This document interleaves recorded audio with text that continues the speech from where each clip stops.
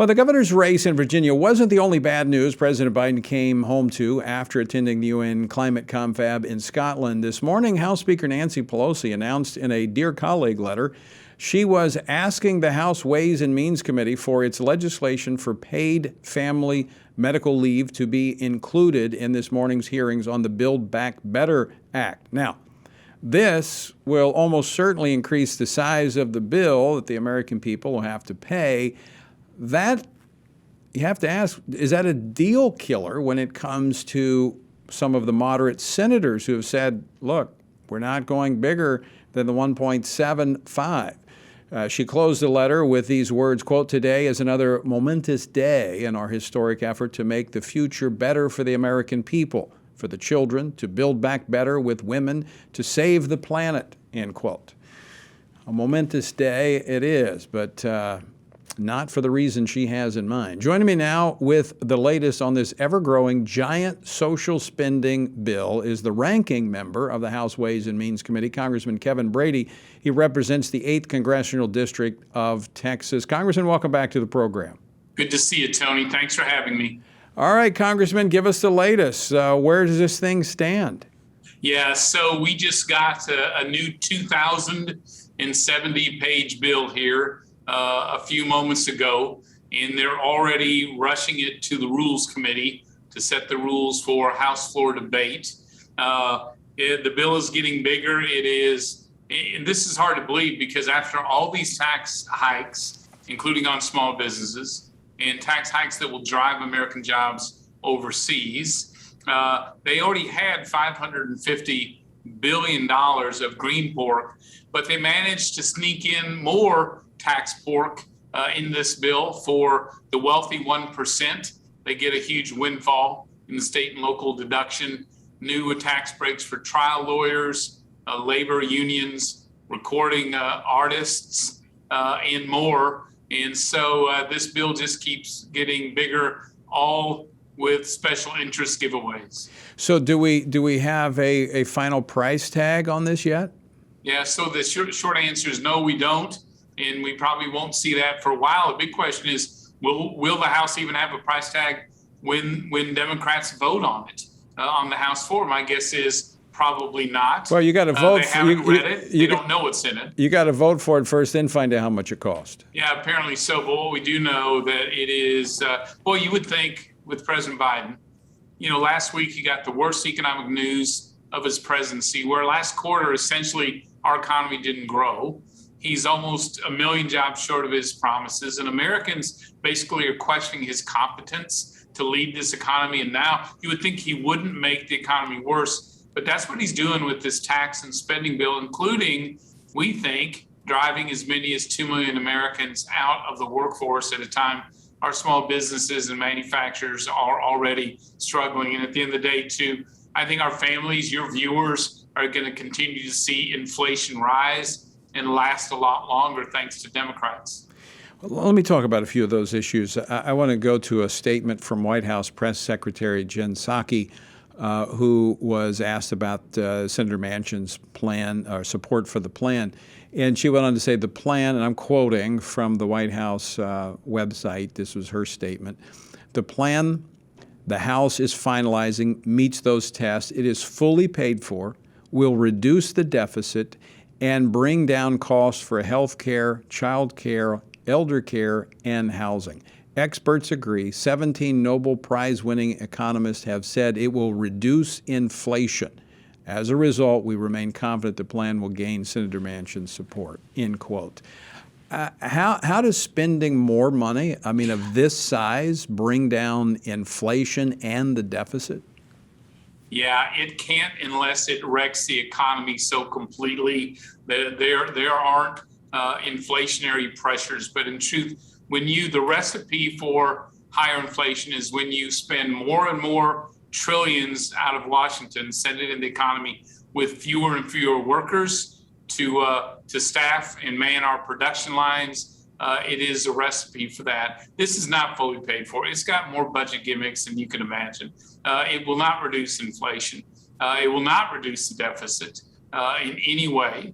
And I think at the end of the day, I don't know how many tens of thousands or millions of jobs we will lose, both here and forcing these jobs overseas. But this is also an economic surrender to Russia, China, Japan, and Europe. And the U.S., I can't imagine a worse time to be inflicting the American public with this. That's why I think when people find out what's in this bill, I think that was one of the reasons we saw such a huge win in Virginia last night and almost a huge upset in New Jersey. Yeah.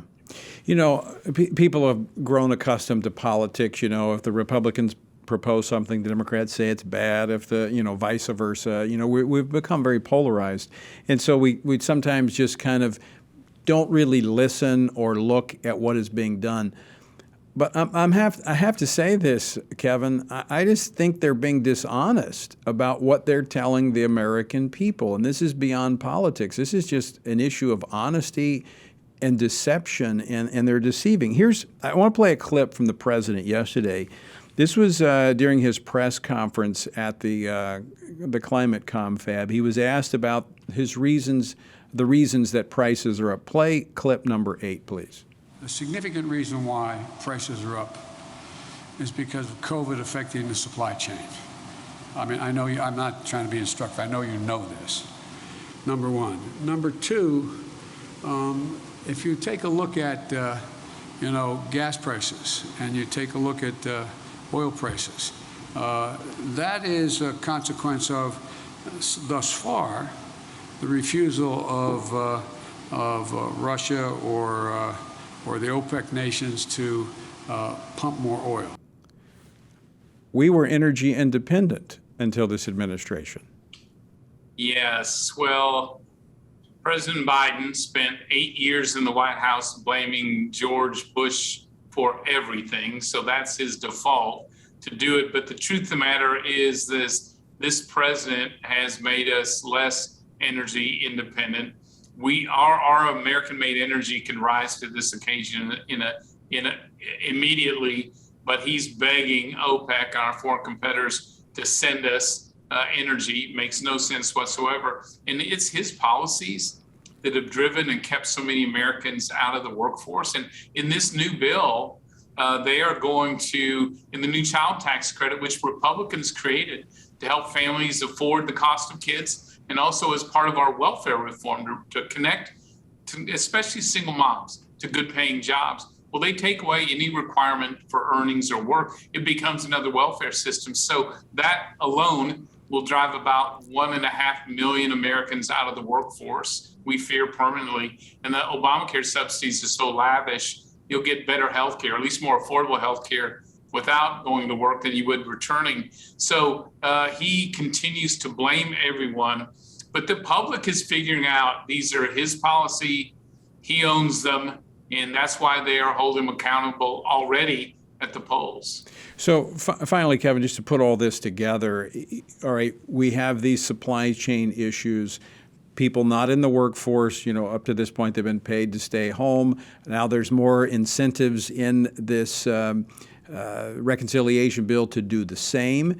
So our supply chain issue is not going to get any better, but we're going to see a flood of money coming into the economy.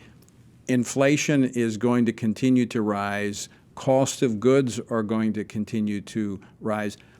This looks like it's only going to make the situation worse.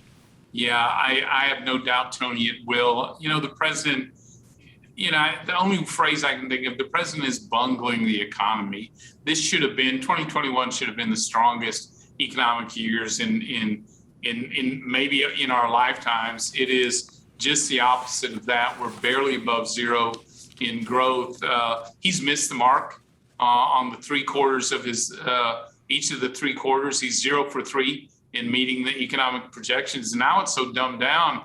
Look, I think half of Americans, I saw in a poll earlier yesterday, believe we're headed for a recession in the next year. And they are so worried about the economic future for themselves. This is the president has the White House, Democrats, the House, and the Senate.